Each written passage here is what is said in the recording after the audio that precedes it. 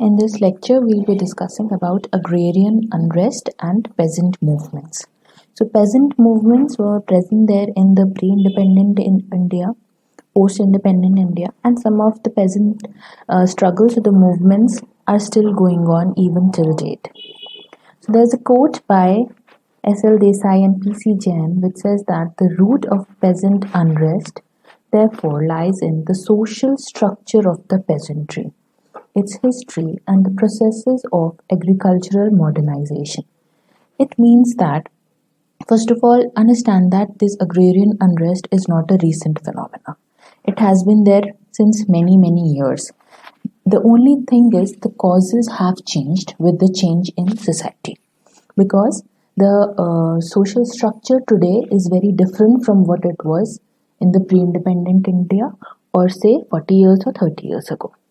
We have been using a lot of modern equipments, modern tools, even agrarian things have been modernized. But still, a lot of there's a big gap and there are some loopholes as well.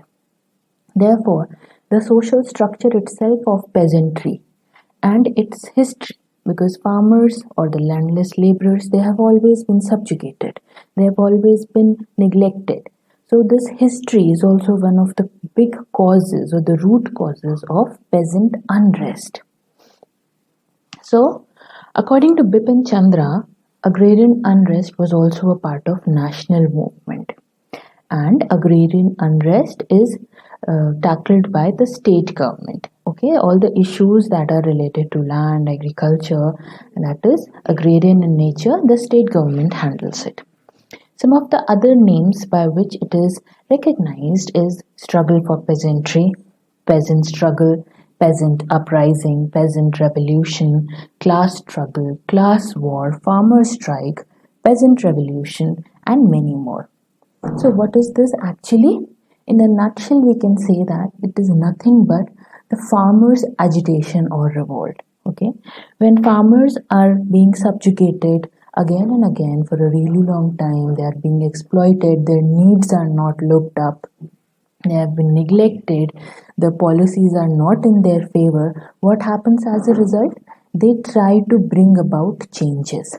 Okay, because they want some status in the society, a certain quality of life, certain rights, certain policies in their favor.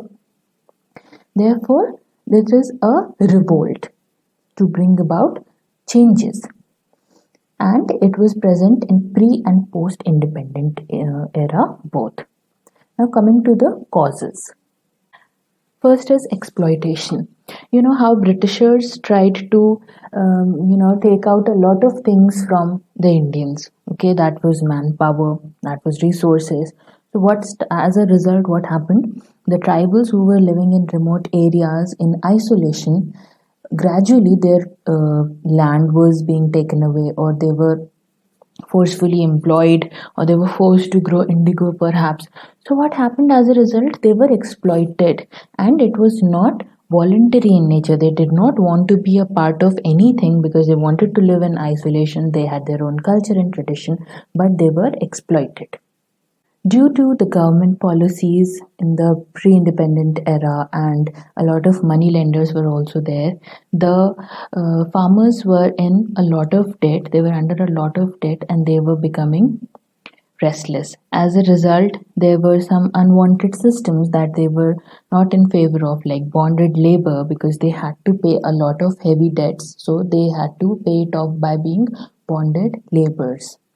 Because of this indebtedness, they were also losing their land, and they were not employed sometimes because all they had was their land. And once the land was gone, who was going to employ an uneducated man who is a farmer, who has no skills, who has no education?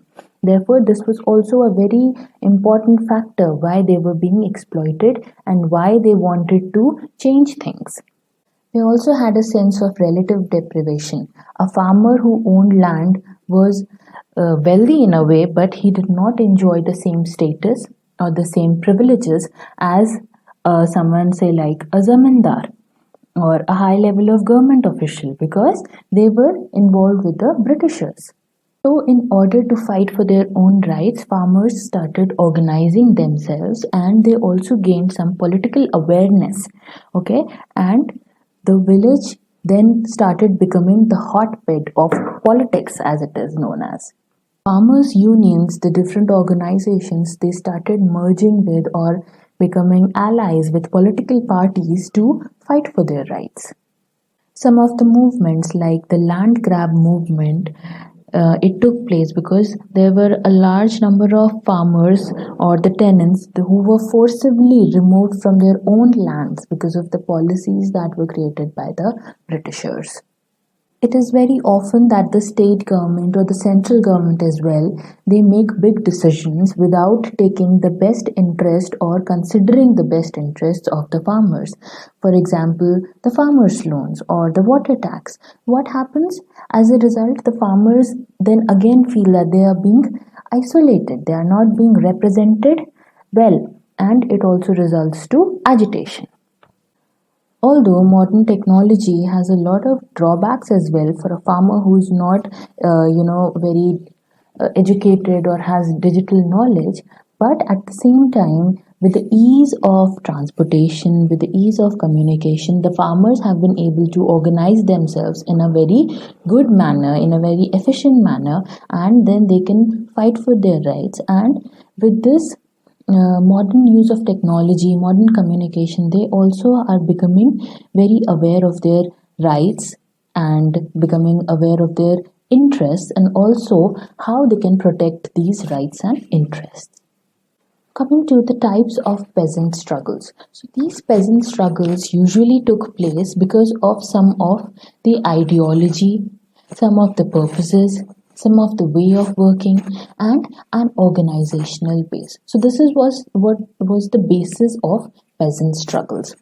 According to Kathleen Gog, there are 5 categories or 5 types of peasant struggles. The first is restorative rebellion. So now, as the name suggests, restorative. In this kind of peasant struggles or movements, what happened was the primary intention was not to drive away the Britishers, but to establish or say re-establish a monarchy or kingship of their own. Okay? It wasn't that they were directly fighting against the foreign domination, but they were fighting for the restoration of the privileges or the status. One of the examples can be the Santal insurrection.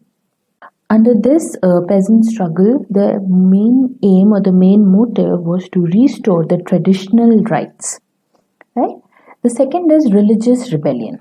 Under these kind of peasant struggles, the main propaganda was to establish Ram Rajya. Okay, they aimed for social equality, brotherhood, that is fraternity, and justice for everybody. The example can be Mopla Muslims of Malabar who fought against the Hindus. They revolted against the Hindu landlords and also the Britishers. Okay, so this was based on religious rebellion because this is something that was between the Hindu and the Muslims. Third is social banditry. You could understand this with example of Robin Hood, who claimed to take the money and wealth from the wealthy and the powerful people and distribute it among the poor. One of the examples can be the movement led by Narasimha Reddy of Kurnool in Andhra Pradesh. The fourth one is terrorist vengeance. These struggles, they were in a way that the opponents were meant to be attacked. The enemies, they were captured, they were tortured, and some of the examples can be the terrorist vengeance was done by Naxalites or the Marxists, and this was also known as People's War Group.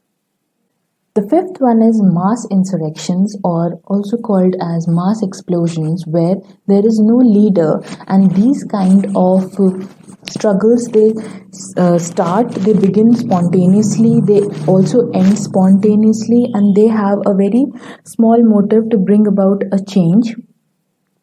They also start to spread in different directions by the word of mouth. Their main motive is to attempt to find solutions to the problems which have been long overdue. Now, another category which was added by Dr. Dhanagare was liberal reformist movements where there's no violence involved. One example can be the Gandhiji-led movement Champaran Satyagraha in Bihar in 1917, where there is no violence, there are no atrocities, but they just find to bring about a basic change in the structure of the society. Moving ahead, here's a list of movements that occurred in the pre-independent which were integrated with the national struggle. They were violent in nature, and why? Because the peasants at that period of time were victims of high deaths, famine, and other natural calamities, and it was also a struggle for national freedom. The targets were zamindars, moneylenders, and the government, who were by then exploiting the landless laborers and the peasants. Some of the examples are given here. You can take a look.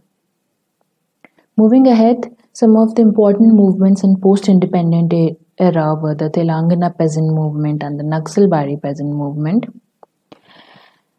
Some of the peasant struggles still exist today because, again, the farmers sometimes are not taken into consideration. Their best interests are seldom neglected by the government, and they are not a part of the policies, or they are not represented well. Some of the examples are given here. You can take a look.